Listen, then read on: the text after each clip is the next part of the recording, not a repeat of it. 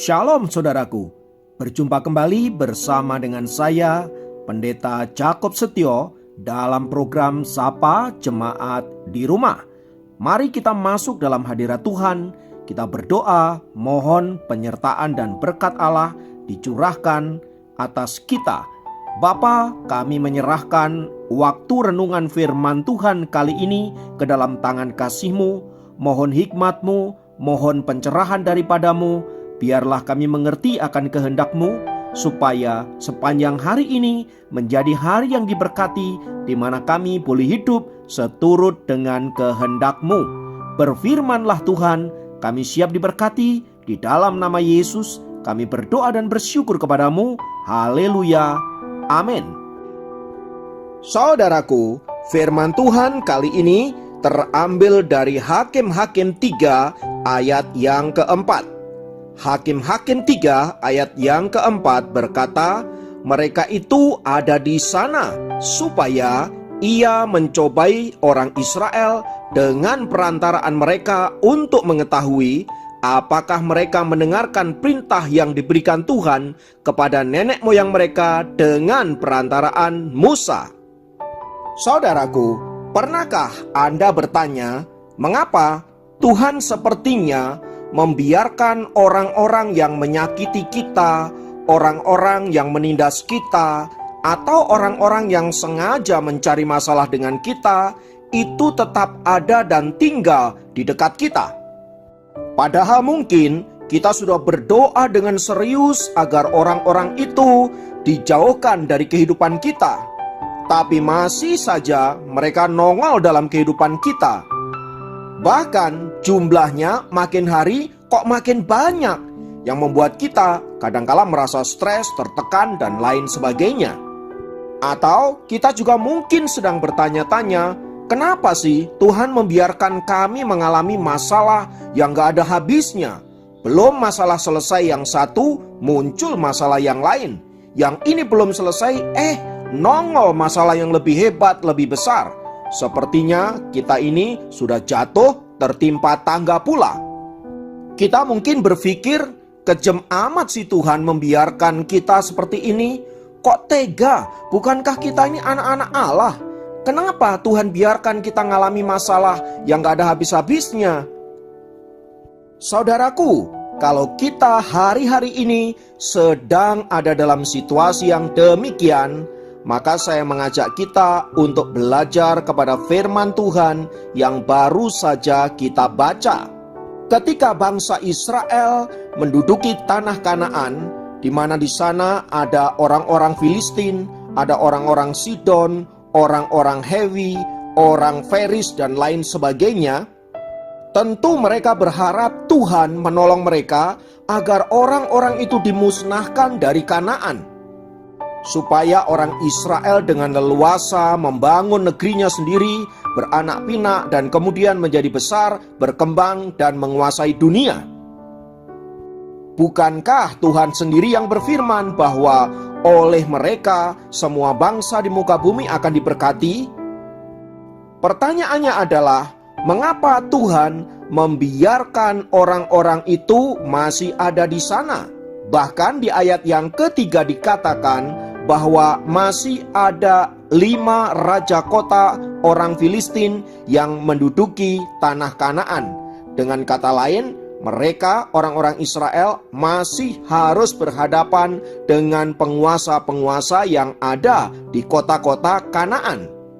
Tetapi jika kita mengacu kepada firman Tuhan yang tadi kita baca di ayat yang keempat, saudaraku, maka kita mengetahui mengapa Tuhan sengaja membiarkan raja-raja kota itu masih ada di Kanaan. Di sana dikatakan dengan maksud agar mereka dipakai oleh Allah untuk mencobai orang Israel, supaya dengan perantaraan mereka diketahui apakah mereka sungguh-sungguh mendengarkan suara Tuhan atau tidak. Jadi Tuhan sengaja membiarkan raja-raja kota itu masih ada di Kanaan dengan maksud demikian. Dalam bahasa saya menyebutnya seperti duri dalam daging.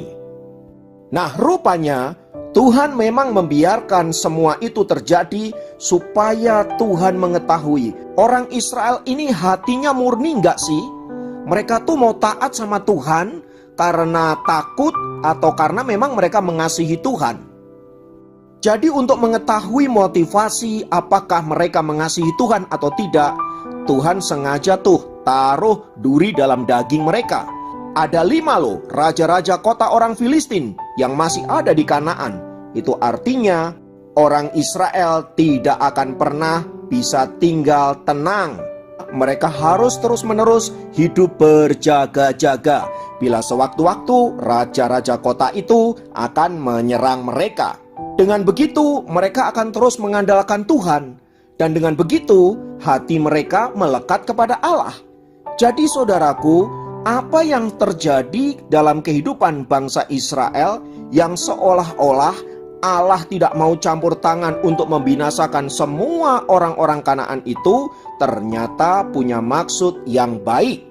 Karena untuk bangsa yang karakternya tegar tengkuk seperti bangsa Israel, memang kadangkala diperlukan hal seperti ini.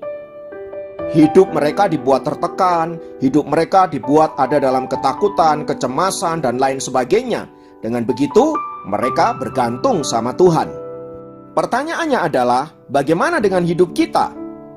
Jangan-jangan Tuhan sengaja membiarkan orang-orang yang menyebalkan, orang-orang yang membuat kita tertekan itu masih ada di sekitar kita, atau masalah yang terus bertubi-tubi ada dan kita alami dengan tujuan supaya kita ini bergantung sama Tuhan.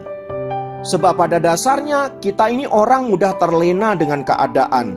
Kalau keadaan baik-baik saja, semua oke, tidak ada masalah, kita jangan-jangan menjadi cepat melupakan Tuhan, dan kemudian kita justru semakin jauh dari hadapannya. Nah, Tuhan gak mau tuh kita kayak begitu. Itulah sebabnya Tuhan membawa kita untuk tetap ada dalam jalurnya. Tuhan ngasih kanan kiri kita itu pagar, ya mungkin semacam pagar listrik kayak begitu, agar kalau kita ke kiri atau ke kanan kita tersengat tuh. Lalu kemudian kita kembali lagi ke jalurnya Tuhan, terus begitu. Nah, kita ini orang berdosa yang memang cenderung menyimpang ke kiri dan ke kanan. Makanya Tuhan taruh pagar melalui orang-orang dan situasi-situasi yang tidak menyenangkan. Sesungguhnya kita sedang dibentuk oleh Allah untuk dapat menjadi semakin serupa dengan Kristus. Karena itu saudaraku, bersyukurlah dan belajarlah taat kepada Tuhan di dalam situasi yang demikian. Kiranya Tuhan memberkati. Mari kita berdoa. Sungguh Tuhan, kami mengucap syukur untuk segala cara-Mu membentuk kami, agar kami tetap di dalam on the track-Mu. Kami tetap ada di dalam kehendak-Mu. Ampuni kami kalau kami seringkali salah mengerti dan negatif thinking sama Tuhan. Maka sekarang Bapa, kami menyerahkan hidup kami menyerahkan hati kami untuk Engkau proses, Engkau bentuk menjadi semakin indah di hadapan-Mu. Terpujilah nama-Mu kekal selama-lamanya. Dalam nama Tuhan Yesus, Tuhan memberkati kami semua yang bekerja, yang beraktivitas, yang melakukan segala sesuatu, baik di pasar, di kantor, dimanapun berada. Tuhan membuat mereka berhasil. Terpujilah nama-Mu. Dalam nama Yesus kami berdoa. Haleluya. Amin. Demikian program Sahabat Jemaat kali ini. Sampai jumpa dalam program Sahabat Jemaat yang lain. Tuhan Yesus memberkati.